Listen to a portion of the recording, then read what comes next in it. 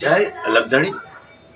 આપણે એક વિચાર કરીએ, એક તુલસીનું ઝાડ હોય, ઝાડ તુલસીનું એમ કહેવાય કે છોડ, ત્યારે એ પણ એના કર્તવ્યમાં ઊભું છે અને એની પૂજા બધાએ કરીએ છીએ આપણે બધાએ.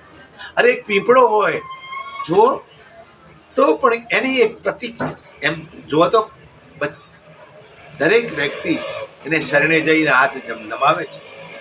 તો આવા ઝાડમાં પણ આવા કંઈક કર્તવ્ય, સત્ય, નિષ્ઠા છે. અરે પશુમાં જુઓ, ગાય માતા, તમે આપણે વિચારીએ, અરે ચકલા, કબૂતર જો બધા ચણ નાખે છે. અરે અરે અરે બીજી શું વાત કરું તમને, અરે કીડીઓ જુઓ, કીડી રાત દિવસ કીડી સૂતી ન હોય અને એમ રાત દિવસ કીડીઓ દોડધામ કરતી હોય, કામ કરતી હોય. આપણે એક મનુષ્ય જ એવા છીએ, તે કદાચ લાંબી તાણીએ અને પછી કે લોટ થઈ રહ્યો, શું થાય? ના થઈ જાય.